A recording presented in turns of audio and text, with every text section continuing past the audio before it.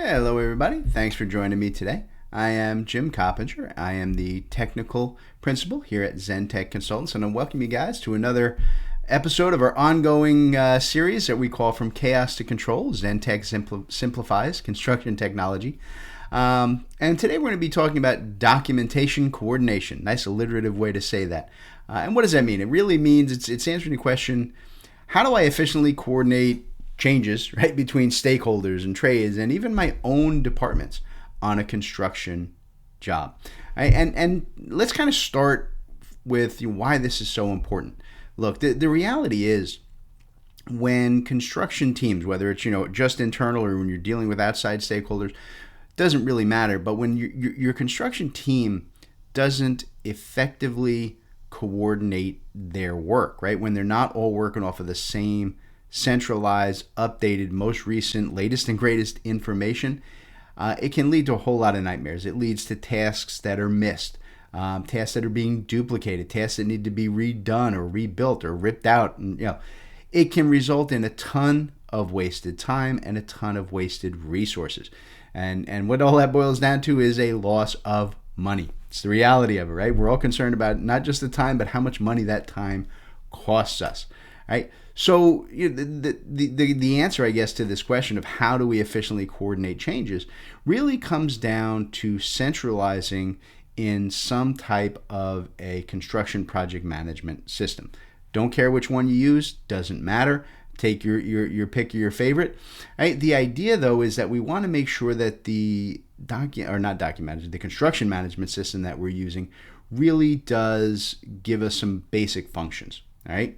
The first thing we want to do is we want to make sure that this CM system can centralize your construction documents, all your drawings, right, and all of your specifications, right, both into a single location that everybody can access. Now, they can be subdivided in different folders or however it works, doesn't matter.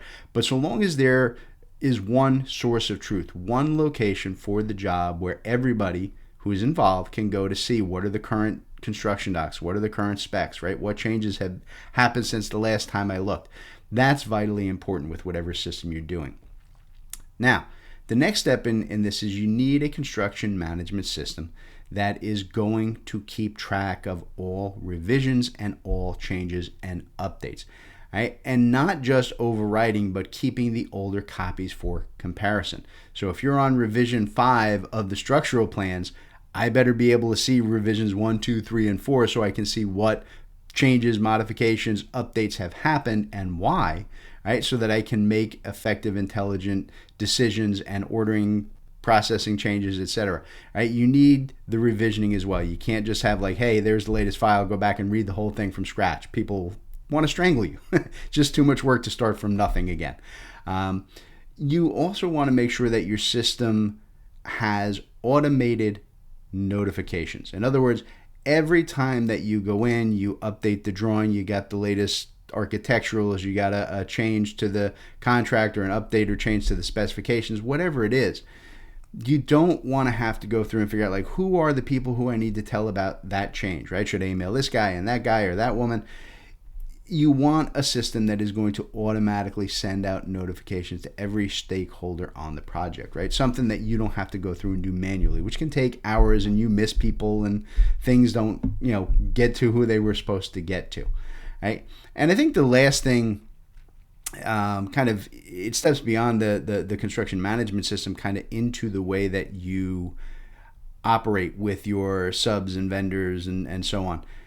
One thing that's very important is that you need to adjust your contracts, right? You have to spell out in your contracts that all of your contractors, subs, suppliers, vendors, everybody involved on the job, doesn't matter who they are, in the contracts that they sign, you have to spell out that they are required, right? Financially required to base all of their bids, all their work, all their processes, everything they're doing off of the current centralized construction managed system that you're using, whichever one it is, whether it's Procore, Construction Cloud, TopBuilder, Sage, whatever you guys have going, doesn't matter.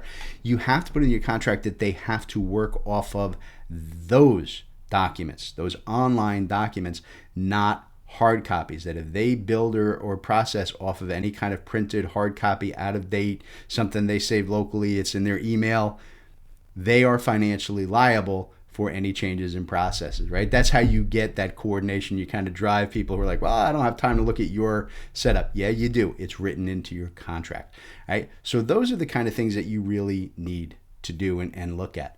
And I guess the question becomes, right, how do you do that? And that's where, this, from chaos to control series, one of the things we do is we do this little how-to section, right? And if you guys take a look below, we kind of pair these with another video, which is more of a practical demonstration. If you look at the notes below, you'll see a link to another video that we've done, which is going to be on using Procore to coordinate your drawings and specifications. We're kind of take you through, a construction management system and how you would do that and how you handle all that setup, right? And that's what we're trying to do here in the From Chaos to Control series.